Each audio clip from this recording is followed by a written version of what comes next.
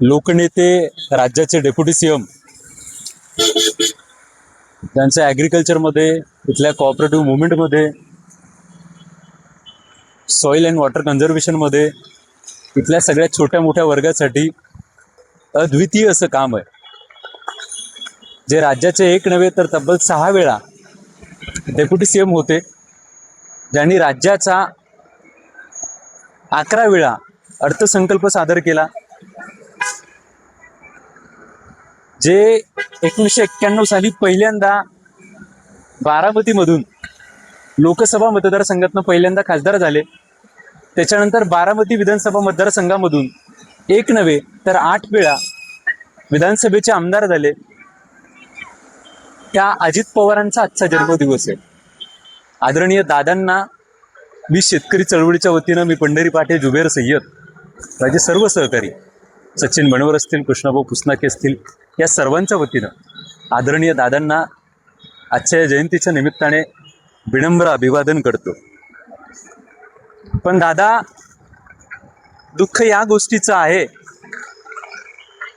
की ज्या पुसद विधानसभा मतदारसंघाचे आमदार आणि राज्याचे राज्यमंत्री, मृद व जलसंधारण डिपार्टमेंटचे माननीय इंद्रनील नाईक, त्यांच्या मतदारसंघातलं हे कुटुंब मागच्या 3 दिवसापासून जिल्हाधिकारी कार्यालय यवतमाळ या ठिकाणी त्यांची जमीन त्यांना परत मिळावी या अनुषंगाने आंदोलन करते. आणि या आंदोलनात ते छोटं बाळ पण आहे,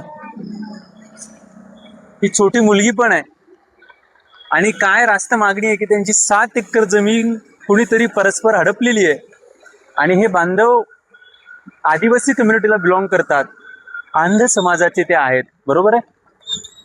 या यवतमाळच्या मातीमध्ये कोलाम समाज असेल, गोंड समाज असेल, प्रधान समाज असेल, ही सगळी लोक गुण्या गोविंदानं राहत आहेत. आजच्या आंदोलनाचा हा आमरण उपोषणाचा 3रा दिवस आहे.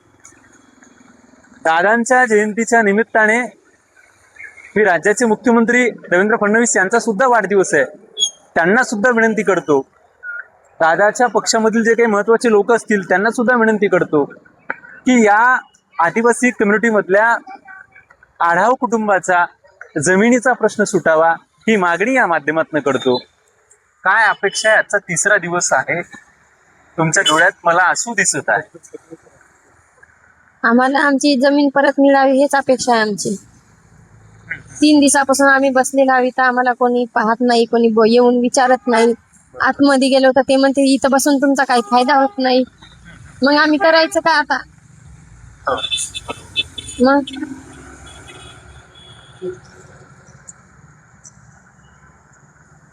परस्पर जमीन हडपलेली आहे ना?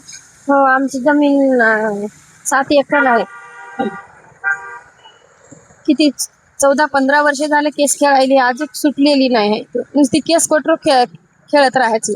छोटे 2 लेकरं सुद्धा तुमच्या सोबत आहे? 2 आहेत लेकरं, 2 घरी आहेत, 4 मुलं आहेत. बापरे, न्याय मिळत नाही. न्याय नाही मिळायला ना आम्हाला, म्हणूनच आम्ही इथं बसलेलो आहोत. आजी, सासू पण तुमच्या सोबत आहे? सासू आहे माझी, ते भाई आहे, मालक आहे. जिल्हाधिकारी कार्यालय यवतमाळ या ठिकाणी प्रवेशद्वारावरती हे कुटुंब बसलेलं आहे. सन्माननीय जिल्हाधिकारी असतील, यांना सुद्धा रिक्वेस्ट आहे की गरिबाचे प्रश्न संपले पाहिजेत, गरिबाचे प्रश्न मिटले पाहिजेत. ही भावना या ठिकाणी मी शेतकरी चळवळीचा सक्रिय सहकारी, शेतकऱ्यांचा कार्यकर्ता या नात्याने व्यक्त करतो. वरून पाऊस येत आहे, क्लायमॅटिक कंडिशन बरोबर नाही आहे. कुटुंबातलं एक छोटं बाळ सोबत आहे, एक छोटी ताई सुद्धा सोबत आहे, आजीबाई सुद्धा आहे. दादांच्या जन्मदिवशी राज्याचे लाडके मुख्यमंत्री ज्यांना आपण म्हणतो, जे खऱ्या अर्थानं विदर्भाला बिलॉंग करतात, ज्यांचा ॲग्रिकल्चरचा चांगला अभ्यास आहे, ज्यांना शेती मातीची, इथल्या ग्रामीण भागातल्या शेतकऱ्यांची जाण आहे, त्यांना सुद्धा विनंती करतो फडणवीस साहेब की अशा गोरगरीब लोकांना न्याय मिळवून देण्यासाठी आपण प्रयत्न केले पाहिजेत. थांबतो. पंढरी पाटे, यवतमाळ.